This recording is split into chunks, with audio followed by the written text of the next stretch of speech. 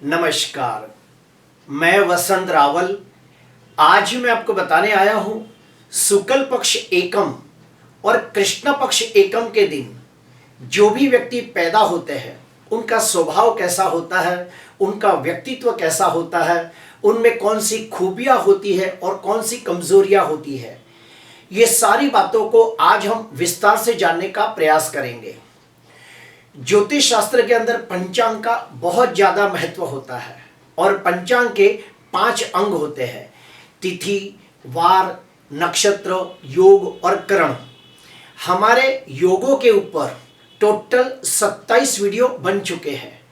करण के भी 11 वीडियो बन चुके हैं। अभी हम तिथि के ऊपर 16 वीडियो बना रहे हैं और यह हमारा दूसरा वीडियो है जिसके अंदर आज हम बताने वाले हैं कि शुक्ल पक्ष एकम और कृष्ण पक्ष एकम के दिन जो भी व्यक्ति जन्म लेता है वो कैसे होता है। पहले तो मैं आपको बता दूं कि जो शुक्ल पक्ष की एकम है उसे इतना ज्यादा शुभ नहीं माना गया है। क्यों? क्योंकि अमावस्या के बाद दूसरा दिन ही आता है। तो शुक्ल पक्ष एकम के दिन आकाश के अंदर चंद्र बिल्कुल दिखाई नहीं देता और उस समय जो एकम का जो पहला भाग है यानी कि स्टार्टिंग का जो भाग है वो किस्तुग्न करण आता है। तो उसके वजह से जो पहला तिथि है शुक्ल पक्ष एकम उसे उतना शुभ नहीं माना गया है। लेकिन हाँ, आधी तिथि के बाद जो आखिरी का जो आधा हिस्सा है उसे ज्यादा शुभ माना गया है। इसके बाद जो कृष्ण पक्ष की एकम है उसे बहुत ज्यादा शुभ माना गया है। क्यों? क्योंकि उस समय आकाश के अंदर पूरी तरह से चंद्र आकाश प्रकाशमान होता है, इसीलिए कृष्ण पक्ष एकम को ज्यादा शुभ माना गया है। तो आइए जानते हैं सबसे पहले कि एकम के भगवान कौन है और मुहूर्त शास्त्र के अनुसार एकम के दिन कौन कौन से काम करने चाहिए और जो लोग शुक्ल पक्ष और कृष्ण पक्ष एकम को जन्म लेते हैं उनका स्वभाव कैसा होता है। आइए जानते हैं। सबसे पहले मैं आपको बता दूं, शुक्ल पक्ष या कृष्ण पक्ष एकम हो तो उसके जो भगवान है वो है अग्निदेव है और मुहूर्त शास्त्र के अंदर एकम को बहुत अच्छा माना गया है। एकम के दिन आप कोई भी शुभ कार्य कर सकते हो, लेकिन किसी विद्वान ज्योतिषकार की सलाह लेने के बाद। अभी हम लोग जानेंगे कि शुक्ल पक्ष प्रतिपदा यानी कि एकम के दिन जो भी व्यक्ति पैदा होते हो कैसे होते हैं। तो आइए जानते हैं। जो भी व्यक्ति शुक्ल पक्ष एकम के दिन जन्म लेता है ऐसे व्यक्ति अत्यंत बुद्धिमान, गुणवान, तेजस्वी, चालाक, चतुर, होशियार, तेजस्वी, प्रभावशाली लोग होते हैं। ऐसे व्यक्ति अपनी मेहनत से, अपनी काबिलियत से, अपने दमखम पर शून्य में से सृजन करने वाले लोग होते हैं।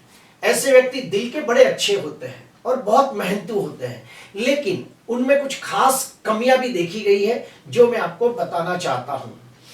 ऐसे व्यक्तियों में कॉन्फिडेंस लेवल की बहुत कमी होती है, बहुत ही कंफ्यूज रहते हैं, निर्णय शक्ति का अभाव होता है, सही समय पे सही निर्णय नहीं ले पाते।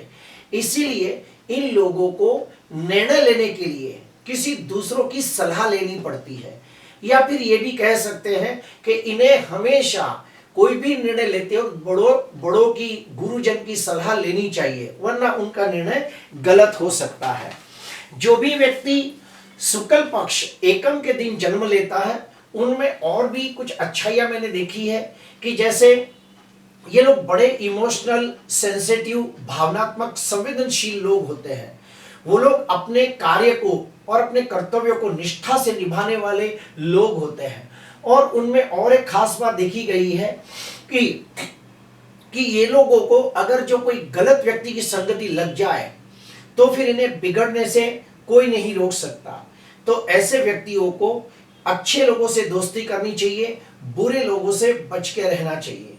अगर जो ये लोग कोई बुरे आदमी की संगत में लग गए तो इन्हें बुरी आदतें आसानी से लग जाती है, जैसे कि बीड़ी, सिगरेट, तंबाकू, गुटखा, चरस, गांजा जैसी बुरी आदतें आसानी से लग सकती है और उसके वजह से उनका समाज के अंदर मान सम्मान भी घटता है, मान हानि, बदनामी होती है, उसके कुटुंब की भी मान हानि होते देखी गई है।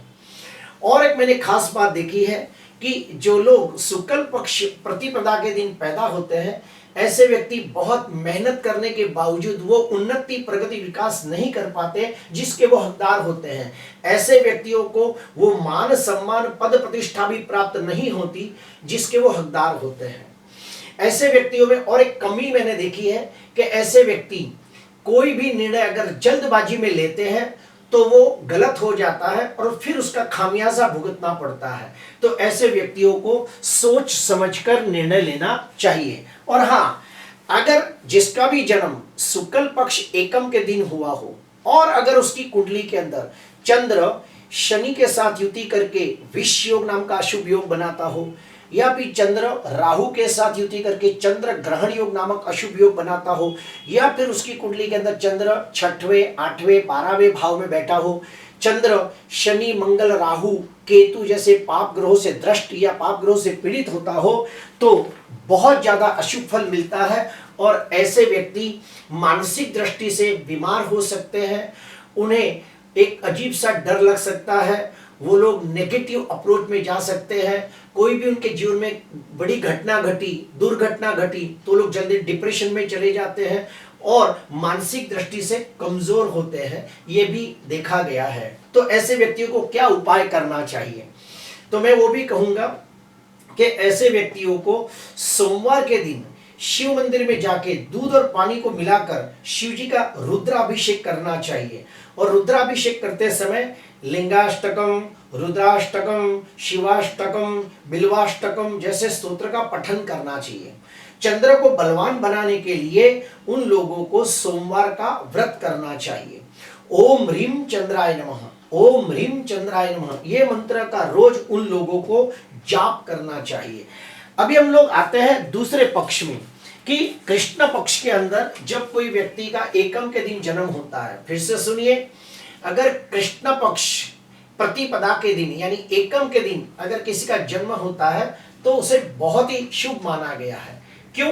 क्योंकि कृष्ण पक्ष एकम के दिन चंद्र आकाश में प्रकाशमान होता है, बहुत ही तेजस्वी होता है, इसीलिए चंद्र को शुभ, बलवान और शक्तिशाली माना गया है। जो भी व्यक्ति का जन्म कृष्ण पक्ष एकम के दिन हुआ हो तो ऐसे व्यक्ति दिखने में सुंदर, आकर्षक, तेजस्वी, प्रभावशाली और प्रतिभाशाली लोग होते हैं। ऐसे व्यक्ति शरीर से स्वस्थ, तंदुरुस्त, निरोगी होते हैं। इनकी रोग प्रतिकारक शक्ति बहुत ही बलवान होती है, इसीलिए ऐसे व्यक्ति जल्दी बीमार नहीं पड़ते और कभी कभार अगर बीमार पड़ भी जाए तो बहुत जल्दी ठीक हो जाते हैं। ऐसे व्यक्ति मानसिक दृष्टि से बहुत ही बलवान होते हैं। सही समय पे सही निर्णय लेने की क्षमता इनके पास होती है। ये लोग अपनी जिम्मेदारियों के प्रति बहुत ही ईमानदार, वफादार, नीतिवान होते हैं। अपने काम को बहुत ही निष्ठा से निभाने वाले लोग होते हैं। इन लोगों में और एक खास बात मैंने देखी है कि ऐसे व्यक्ति अपने कुटुंब का पालन पोषण करने वाले लोग होते हैं और अपने कुटुंब में सभी के सुख दुख के अंदर उनका साथ देते हैं। अपने रिश्तों को पूरी ईमानदारी, वफादारी से निभाने वाले लोग होते हैं। किसी के साथ भी छल, कपट, धोखा, विश्वासघात गलती से भी नहीं करते। जो लोगों का जन्म शुक्ल पक्ष, कृष्ण पक्ष एकम के दिन हुआ हो, उनमें और भी कुछ अच्छाइयां मैंने देखी है कि वो लोग बहुत ही श्रद्धालु, धार्मिक, आध्यात्मिक होते हैं। ऐसे व्यक्तियों को पूजा पाठ करना, होम हवन करना, दान पुण्य करना, यात्रा, तीर्थ यात्रा करना, ये सब इन्हें बहुत अच्छा लगता है। ऐसे व्यक्ति सर्व प्रकार के सांसारिक सुख और सर्व प्रकार के भौतिक सुखों की प्राप्ति करते हैं और समाज के अंदर मान सम्मान, पद प्रतिष्ठा पूर्वक जीवन व्यतीत करते हैं। इनमें मैंने और एक देखा है कि जो भी व्यक्ति का जन्म कृष्ण पक्ष एकम के दिन होता है वो अपनी माता को बहुत प्रेम करते हैं और माता के तरफ से उन्हें बहुत धन लाभ भी होता है, ये भी देखा गया है।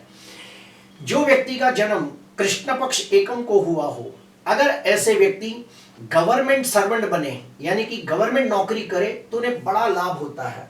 जैसे कि पुलिस खाता, आर्मी, नेवी, मिलिट्री, बैंक के अंदर नौकरी करना, पोस्ट ऑफिस में नौकरी करना, तो उन्हें बड़ा लाभ होता है।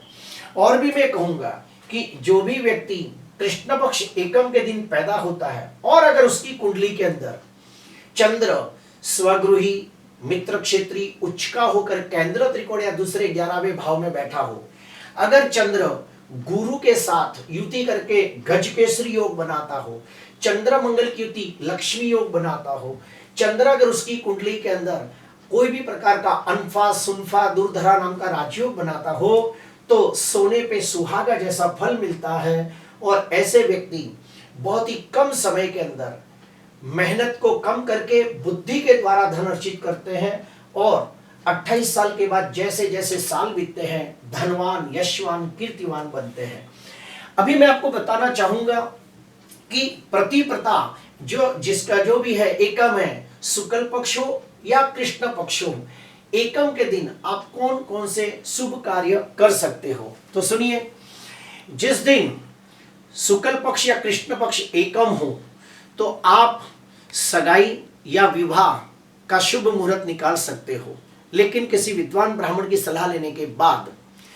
काफी पंचांगों में कहा गया है कि शुक्ल पक्ष एकम के दिन वास्तु शांति यज्ञ नहीं करना चाहिए, लेकिन कृष्ण पक्ष एकम के दिन अगर वास्तु का मुहूर्त हो तो वास्तु शांति यज्ञ अवश्य करना चाहिए, गृह प्रवेश भी कर सकते हैं। शुक्ल पक्ष एकम के दिन कोई भी मंदिर की प्राण प्रतिष्ठा हो सके तो नहीं करनी चाहिए, लेकिन कृष्ण पक्ष एकम के दिन मंदिर की प्राण प्रतिष्ठा कर सकते हो। शुक्ल पक्ष एकम के दिन आप कोई भी प्रकार के नई दुकान का ओपनिंग करना हो, फैक्ट्री का ओपनिंग करना हो तो आधी तिथि तक न करें, यानी कि शुरुआत की आधी तिथि में ना करें, आधी तिथि हो जाने के बाद करें तो ज्यादा अच्छा है। और अगर कृष्ण पक्ष एकम के दिन कोई भी गृह प्रवेश करना हो, दुकान का ओपनिंग करना हो, कोई भी नई फैक्ट्री का ओपनिंग करना हो तो उसे बड़ा शुभ माना गया है। लेकिन ये सब के लिए आपको किसी विद्वान, ज्ञानी, ज्योतिषकार के पास जाना है, अपनी राशि के मुताबिक मुहूर्त निकालना है और उस दिन उस कार्य का मुहूर्त भी होना चाहिए। जैसे कि शादी करनी हो तो शादी का मुहूर्त होना जरूरी है, वास्तु शांति यज्ञ करना हो तो वास्तु का मुहूर्त होना जरूरी है, मंदिर की प्राण प्रतिष्ठा करनी हो तो प्राण प्रतिष्ठा का मुहूर्त होना जरूरी है। ये भी हमें देखना है और उस व्यक्ति का राशि मिलाप भी देखना पड़ता है। प्रिय दर्शकों, आज मैंने आपको बताने की कोशिश की कि शुक्ल पक्ष एकम और कृष्ण पक्ष एकम के दिन जो भी व्यक्ति पैदा होते हैं उनका स्वभाव कैसा होता है, उनका व्यक्तित्व कैसा होता है, उनमें कौन सी खूबियां होती हैं। अगर आपको अच्छा लगा हो तो जरूर लाइक करना, सब्सक्राइब करना। नमस्कार।